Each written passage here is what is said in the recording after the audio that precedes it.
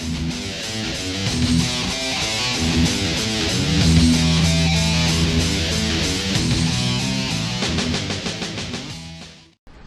right, I want to thank everybody for clicking in to our show today. We have a very special guest today.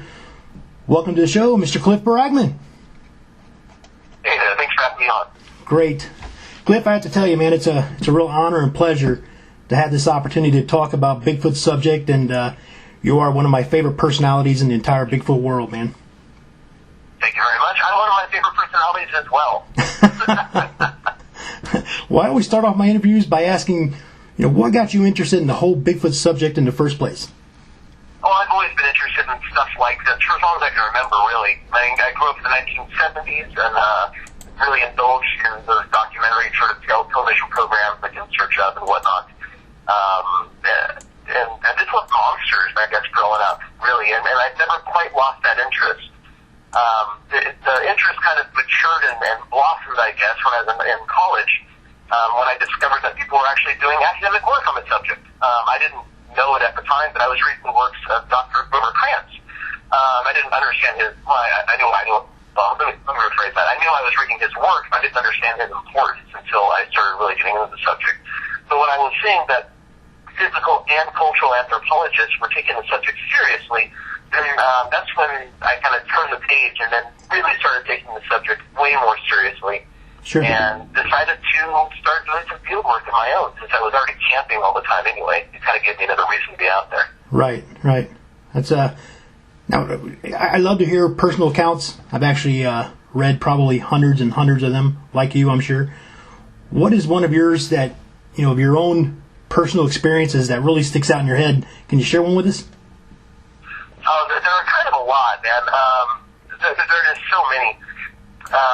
There's been quite a number of them on the show that have made the air. Sometimes on the show, it's television, right? So they try to hype up the drama, but occasionally there's even times when the real thing was more dramatic than the editors turned it into, which I thought was just peculiar.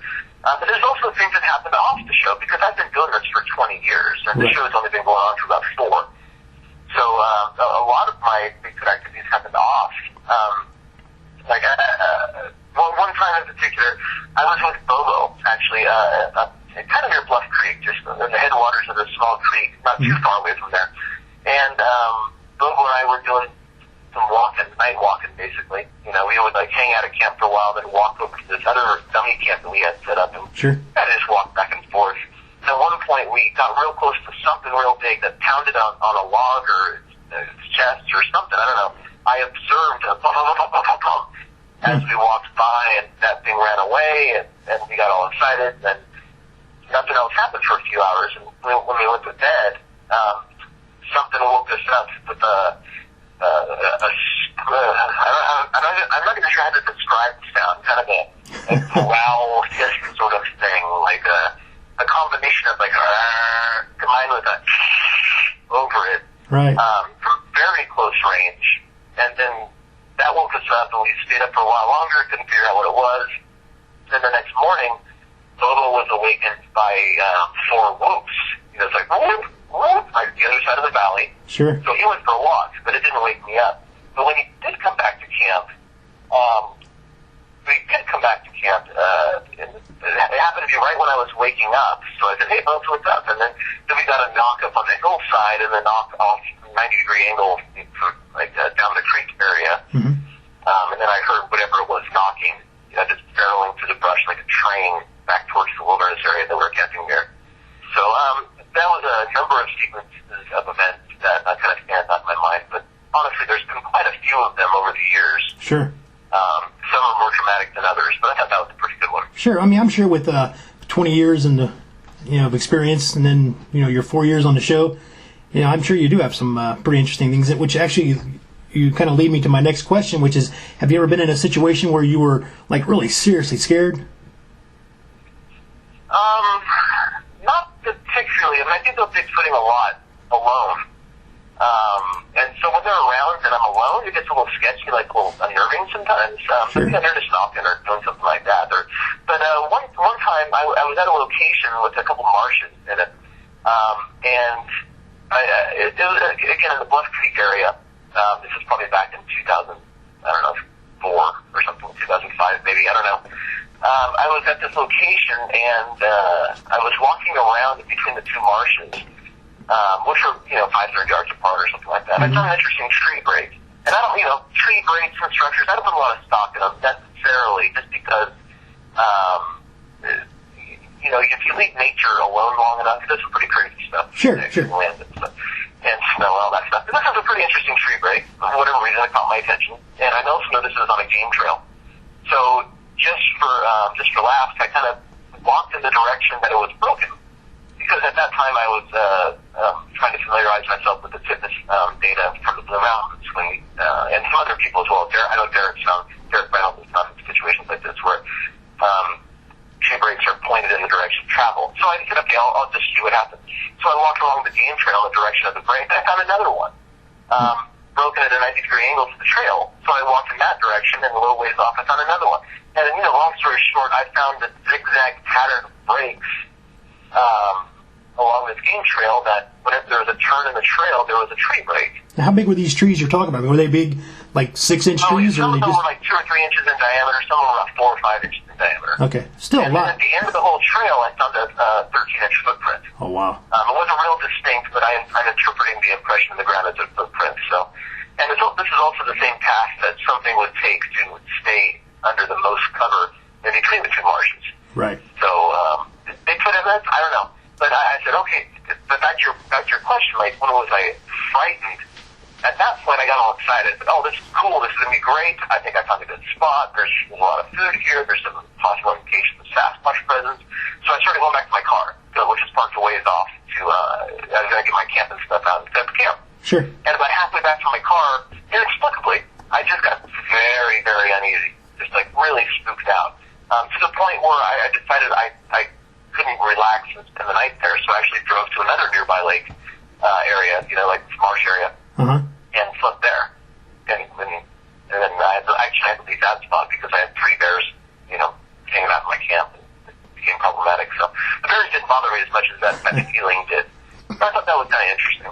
Well, I'll tell you, I'm actually planning on coming out to Derek's place. If he gets something set up for the summertime, I plan on coming out this summer and enjoying that out there. And I think that's probably, for a city boy like myself from Ohio, I feel like that's probably the thing that worries me the most are the animals. Not so much Bigfoot, but the animals, Oh yeah, but if you go to one of Derek's expeditions, he does an animal safety course like while you're there, so he'll train you how to deal with all that. Really, bears, you don't have to worry about bears so much; they're just big dogs. Unless, of course, you get in between a mother and its cub. Sure. And as long as you're smart and not alone, there's not much to worry about with cats either. Like mountain lions and stuff. Just don't wear your deer suit and run through the woods. It'll be fun. Yeah, it's not real wise. Now, you mentioned the Bigfoot, the Finding Bigfoot show. How did you get involved with that show? I mean, what happened? How did you get that set up? Well, basically, Discovery called me, and they asked me if I'd be interested in maybe doing it.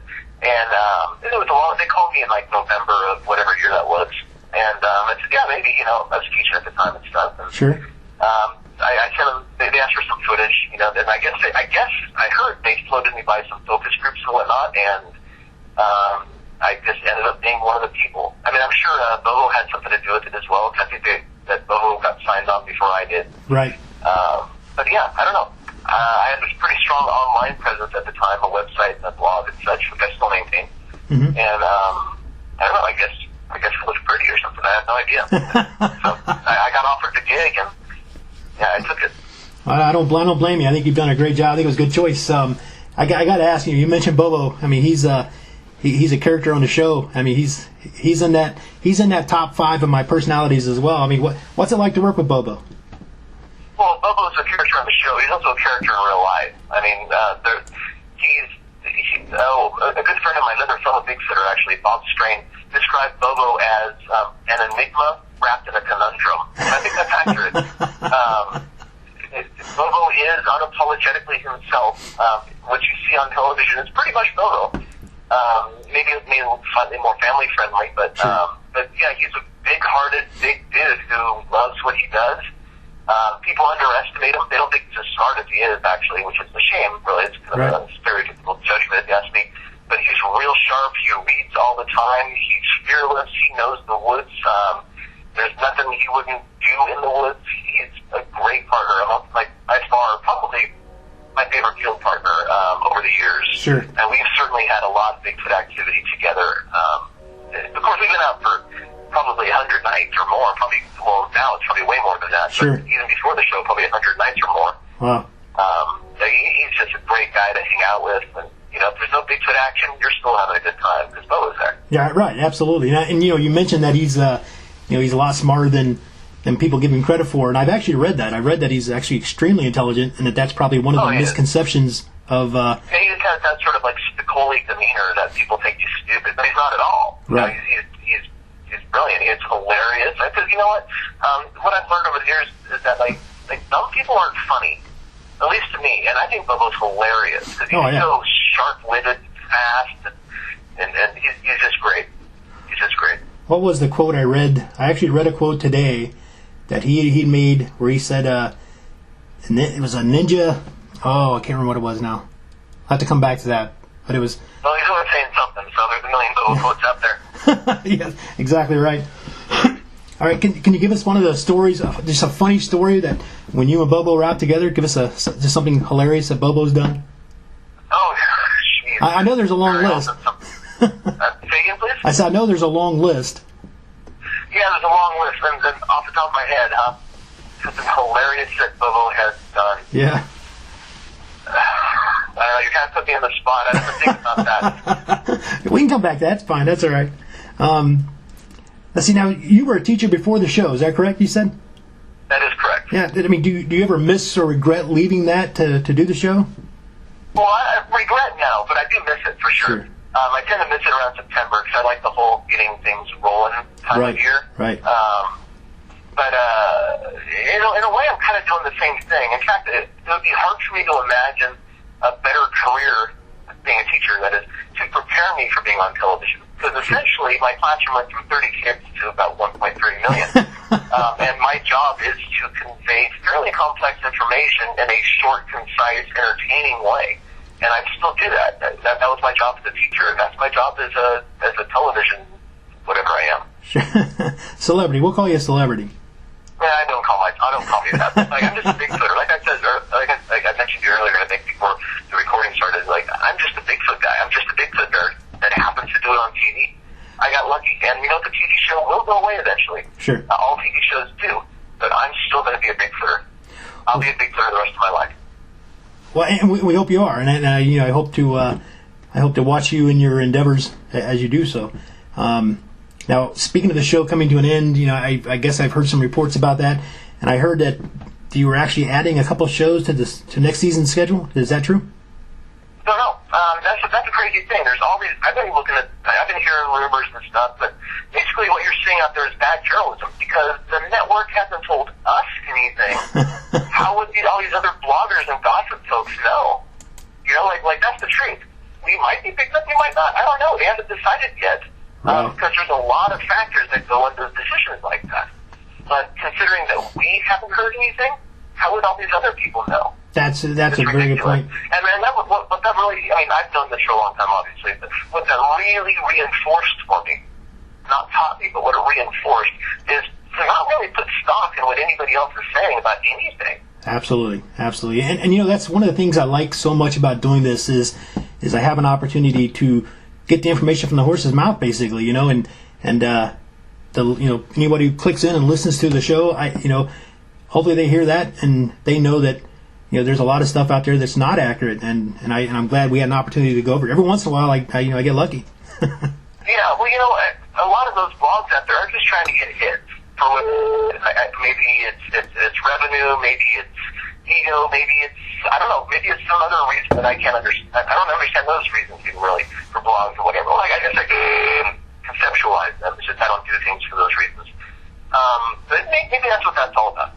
I have no idea. But the bottom line is like they're spewing gossip, and I'm not really interested in gossip. Right. I'm really more interested in learning about Sasquatches. I'm with you 100%. I really am. I mean, I have to admit I do get online quite a bit, and I enjoy it. But I believe very little of what I see, and even less of what I hear. Yeah, Yeah, I think that's probably a good thing a good way to think about things. Right. Now your expertise per se is tracks. Is that correct? Well, that's where a lot of my interest lies. Mm-hmm. I wouldn't call myself an expert because I hang out with Dr. Meldrum, and when I'm with Jeff, like I realize how little I know. But I will say that I am very interested in them, sure. And I am familiar with the database, right. the data set, I should say. I've been very fortunate enough, because of my familiarity, to actually shed some light on things for Jeff, which is a huge honor.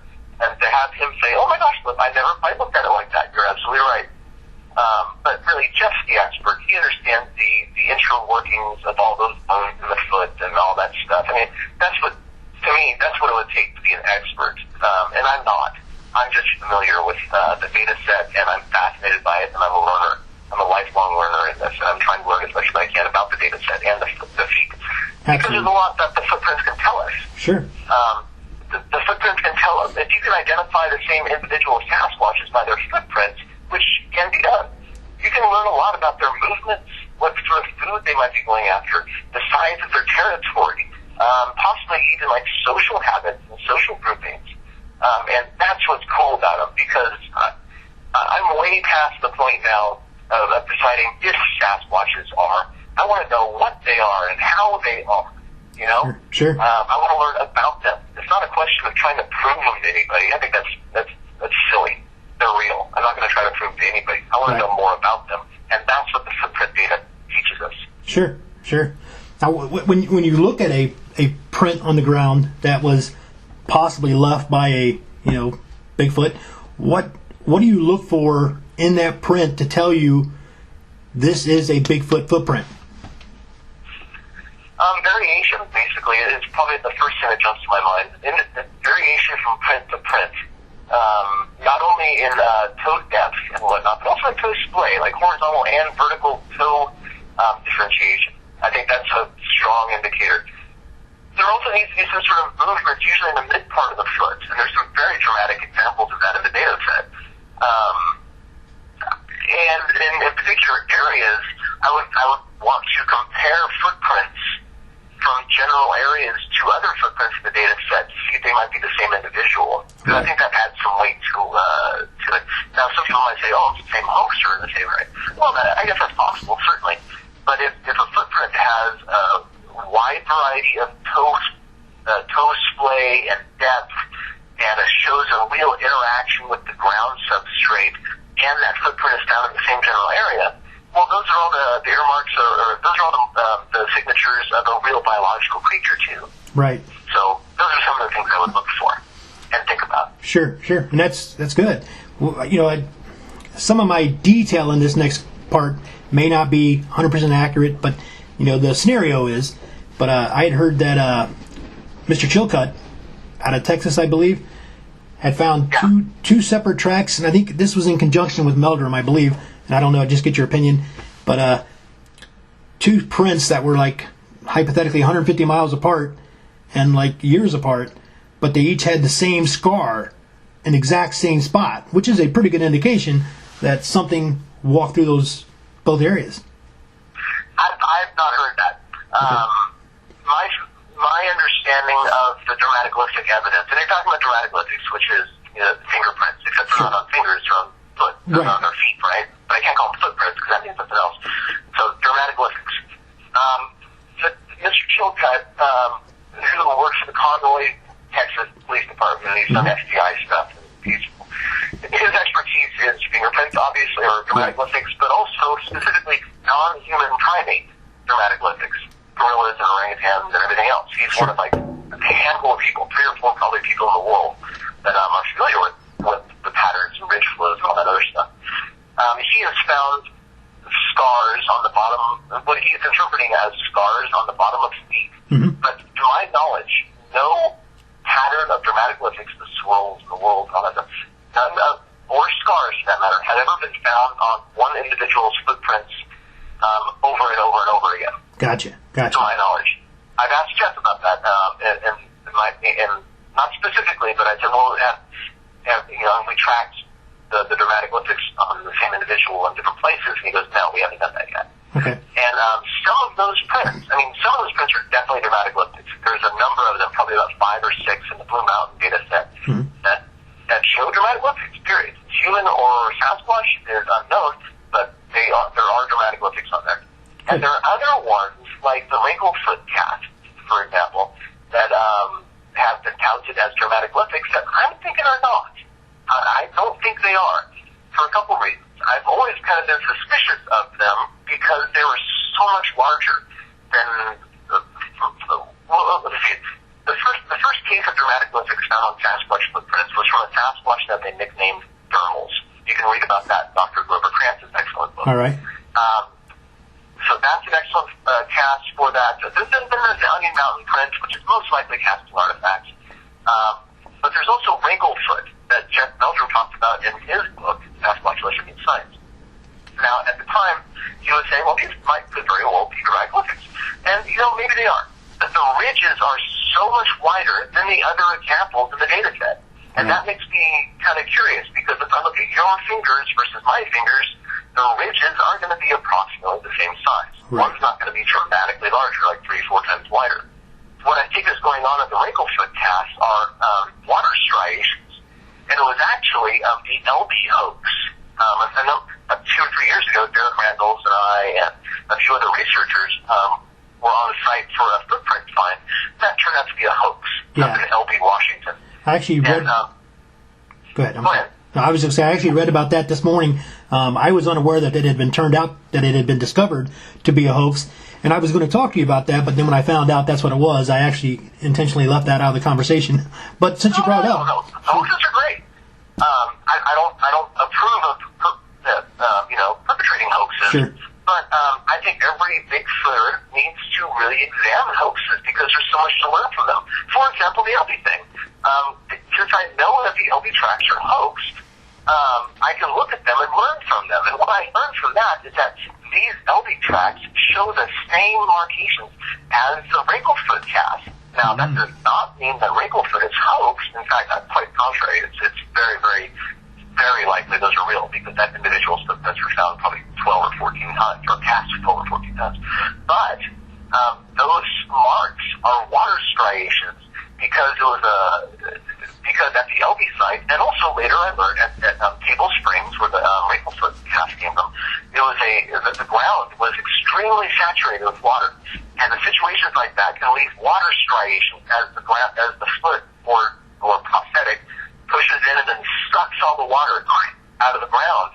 It goes to these high ridges on the bottom of the indentation of the ground and then drills back down, thus making these little river-shaped things. Mm-hmm. Anyway, blah, blah, blah. I'm going off on these tangents. But you get the idea that there's so much to learn from hoaxes and footprints that they are definitely worth studying. Sure. Now, Derek and I discussed and talked about the possibility or the idea of we'll call it a universal database. I don't know what else we could call it, but a spot where every researcher in the world basically can put their information into a database so that when information is needed, you can go into that database and say, well, this is the most likely scenario because we've got 1,000 different things here, and the ones that are most likely real, this is this is where it should be. What do you think about a giant database like that? Well, there's a bunch of databases out there already. The BFRO has a sighting database that is useful to a certain degree, and then but it's not searchable. It's not a lot of things. It was great. It still is the largest one there is. Right. And they certainly have the most reports, but at the same time, its usefulness kind of stops at a certain point because it was set up so long ago before some technology really, came into wide use. Having said that, Don Green's database, which he has a lot fewer reports, I think something on the terms of 2,000 or 3,000. But specifically speaking, 2,000 or 3,000 is enough. Yeah. It's way more than enough. But John Green's database, which he also put online, is searchable. Good. By everything you could possibly imagine, like hair color of creatures, size of footprints, the eye color, like you name it, you can search by it. It's pretty phenomenal.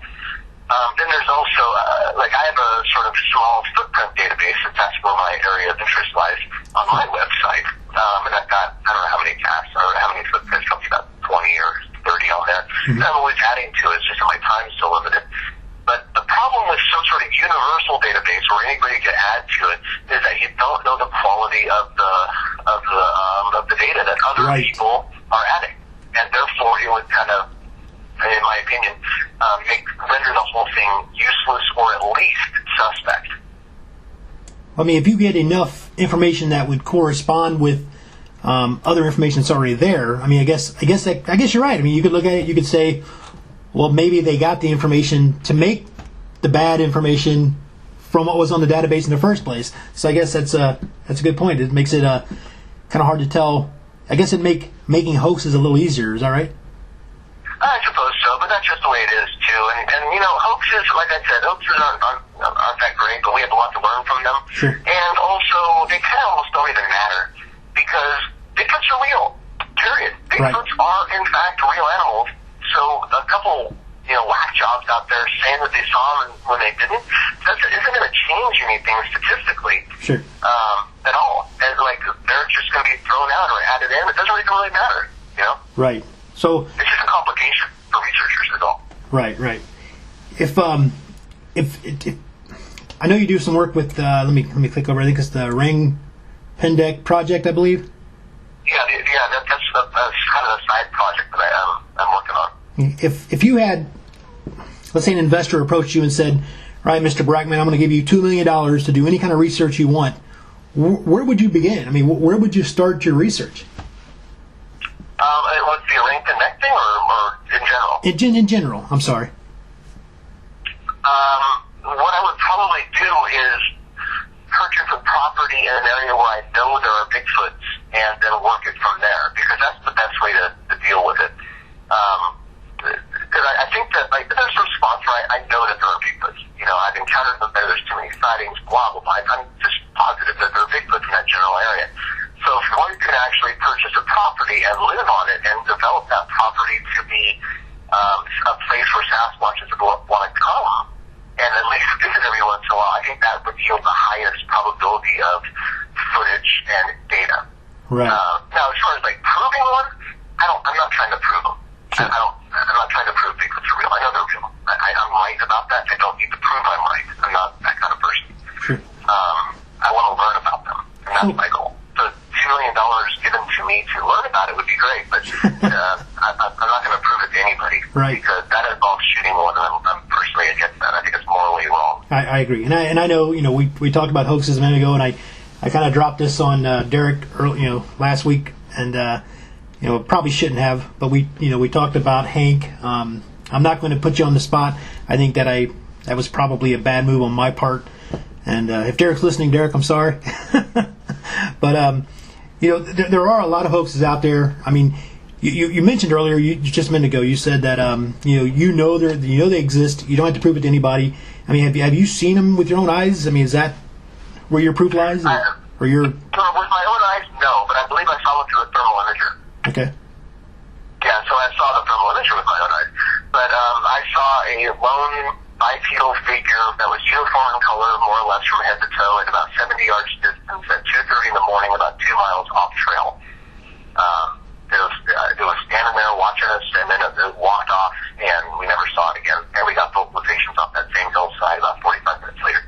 Wow. So, did I see one? I can't say absolutely positively. Sure. Yes, but the circumstances all point to me having seen a Sasquatch. Well, I mean, when you see one, even through a thermal, I mean, if all the evidence suggests that's what it is, then I would definitely take your word for it over most. Well, it didn't walk like a person. It walked a little weird. It didn't walk like Patty either for the Patterson Gimlin film. Like from the waist up, it kind of looked like you ever walk through the shallow end of a pool and use your arm to kind of swim yourself along as you walked. Absolutely. Yeah, that's what the arms were doing, kind of a spooky sort of motion in front, Right. And then the legs looked like it was almost like the motion of riding a bicycle. So it was a very weird gait. It was very inhuman gait.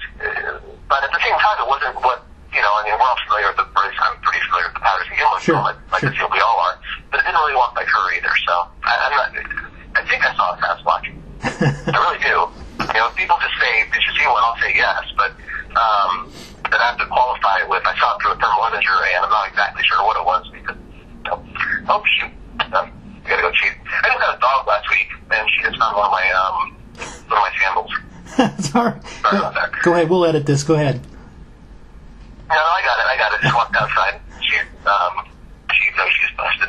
Yeah, it's kind of funny. We were shooting our last episode for the season last week in Northern California, and Tyler Bounds, who is the guy he's a Bigfooter. He's not really a camera guy at all, right. But he's the guy that's filmed us for our solo trips. You know, so when we go camping, our solo camping, sure, it's us and him. Right. He was out on the south fork of the Trinity River, and he heard, like at night, like 9 or 10 o'clock at night, he heard whining in the woods. And he went to go check it out, and we found my dog, basically, if it wasn't my dog yet, tied to a tree out in the woods at night by a 1-foot leash.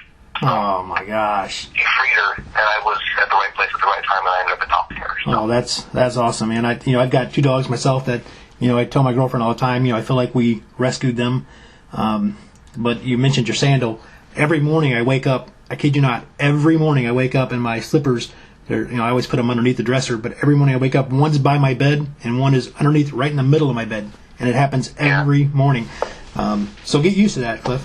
Yeah. Charming habit they have. Yeah, absolutely. Well, Mr. Barackman, I want to tell you, man, I appreciate today you taking the time to sit down with us, talk about some of your experiences. Do you have anything that you want to add yourself? I always give the guests an opportunity to close out the show. Well, I'm doing all sorts of stuff, of course. I'm maintaining my website, cliffgartman.com, and my blog, NorthAmericanBigfoot.com. Sure. I've got Facebook and Twitter and all that junk, so anybody wants to reach me can grab me there. And really, what I'm going to be saying, I'm off now for the next few months, so what I'm really going to be focusing on is the second volume to my DVD series, Bigfoot Road Trip. The first one was released last year. Everybody loves it. Yes. The only people who don't like it are the people who haven't seen it yet. There's a lot of real Bigfoot stuff. I mean, Volume 1 had a real picture of a Bigfoot. I just rediscovered a historical cast that had been lost and nobody even knew about, really. Wow. I uncovered another footprint cast, and this coming up one is going to be phenomenal. I've got in-depth interviews with the entire crew family from Jerry Crew, the guy who gave us the word Bigfoot. Right. People who saw those 1958 footprints in the ground, and I don't know, it's going to be phenomenal. We're trying to rediscover the Ape Canyon cabin. So anyway, I'll be doing that the next couple months. So Bigfoot Road Trip, you can check that stuff out too. It's funny you say it, because I actually meant to bring that up, the Bigfoot Road Trip, and for some or another, I missed that in my notes. I apologize. That was I saw that on one of your shows, on one of the Finding Bigfoot shows. They were doing the you guys at home, what you guys do at home, and you went through that, and I thought that was entertaining. I thought that was great. Now you got a partner with that. Can you go ahead and pitch that? Go ahead and plug that in there. Oh yeah. My partner's Craig Flippy. He's my videographer and good friend, and we love Bigfooting. He loves filmmaking. I love Bigfooting. It sounds like a match made in heaven. So absolutely. We go out and do stuff, and go through jump through the hoops and stuff, getting film permits and all that stuff. And we're trying to recoup a little bit of the money by selling DVDs, because I'm Bigfooting anyway. I don't just Bigfoot on the show. In fact, my more authentic Bigfooting happens off the show. And this is my way of enjoying myself and sharing sharing my love for Bigfooting with everybody. Because it's a lot of fun. And Bigfooting should be fun more than anything else. Well, up till now, I've been pretty much an armchair researcher, I guess you could say. But I know that this year I'm definitely going to get out in the field, and it's going to start off with some training, hopefully out at Derek's spot. But I'm looking forward to it. If you could give me any advice as a new researcher, what would you tell me? Enjoy your time in the woods, whether Bigfoots are there or not, because most of the time they're not. That's pretty good advice. Yeah, that's how I live my life. Yeah, most of the time you're not there, so I just love the woods. And if I go to the woods for a weekend and I don't get any knocks or sounds or Bigfoots or whatever, I'm still coming back fulfilled. Absolutely, you've had a good camping trip and you've had fun. Exactly. Exactly. Because really, Bigfooting is just camping. It's just camping with a purpose. For sure, and you can see that in all the castmates on the show. everybody seems to just really enjoy what they're doing, and I think that's why the show's been so successful. It's not a bunch of people out there trying to find Bigfoot. It's a bunch of people out there enjoying themselves, looking for their I don't know what word I'm looking for. Well, we all get different things out of it. We're all in it for different reasons, more or less. So, you're just watching for, like Renee less so, because she's kind of new to it, which is interesting to see a newcomer, tag along with four people who've been doing it for minimum 20 years. Right. I've been doing it for 20 years, but Matt and Bobo have been doing it for longer than I have. Right. So, just throwing her into the mix is probably tough for her, but it's interesting to see that at the same time. And we all have different reasons for being in Bigfoot land. So it's kind of fun to see us all interact and kind of sort out our various personalities and all that sort of stuff. I'm in the middle of it, so it's just like being trapped in a tornado, and other people on the outside of the tornado tell me how beautiful the tornado is. Well, it is beautiful. You guys do a great job. Yeah, it's great. We work great together, most of the time at least. Now, back to the, we were talking about the extra couple episodes, and, you put that to rest, which I appreciate. Thank you. But is there going to be more seasons? Is there more to come? Did you guys get picked up? What's going on with that? Do you know? I have no idea. Right now, it doesn't even matter to me, honestly. I've been on the road since July, and I got home on Monday night. Oh, wow. I'm done now. So, right now, I don't care. I love the job, etc. I'm happy to do more. Right. But again, there's a lot more factors than just ratings, and a lot more factors than just if we want to and all that other stuff involved. Sure. Right now, all my attention is being focused on spending some cliff time with myself. Trying to get back in touch with what it's like to be Cliff at home instead of Cliff on the road. Right. Now, I know you. Go ahead. I'm sorry. Go ahead. I was going to say that I know you stay really busy. I see your name going to all these different Bigfoot festivals and things of that nature. I know that there's one in Ohio that's saying that if your schedule permits, that you were going to be there in June, like the end of June. I mean, do you work your own schedule? End of April. I'm scheduled for the Ohio conference at the end of April. Okay, now that's the one in South Fork, right? Yes. Yeah, I'm talking about one up in, it's like the Genoa. Give me 1 second, I'll pull that up.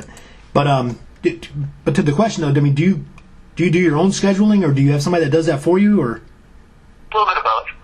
Basically, somebody will contact me via my website. If you go to my website, there's a big thing, Contact Cliff on the side of it, cliffbarackman.com. And then there's, 4 ways to contact me, like I saw a Bigfoot or something like that. Then there's I have a business idea for you, for whatever reason, Right. And then you can also request an appearance from me, which is what most people do for these sort of conferences. Right. And then there's an everything else email. Well, that's good. I can't find my where I had that, but anyway, there was a little fest that was up in, basically it's in Northeast Ohio, and I know Meldrum was going to be there, and it said it, depending on your schedule, you were trying to make it. So I was just curious if you knew anything about that. I think it said like June 20th, 21st, 22nd, something like that. A few people have approached me about doing some things later on in the season, and I'm not sure what my schedule is going to be. Mm-hmm. So I would encourage them to stay on me about stuff like that, because I get asked to do a lot of things and I forget a lot of things. But right now I have nothing scheduled for sure past June 7th or 5th or something like that. Right. I'm doing an appearance. I'm going to go on one of Derek's expeditions with Dr. Meldrum and be one of the guests there in mid-March. Yes.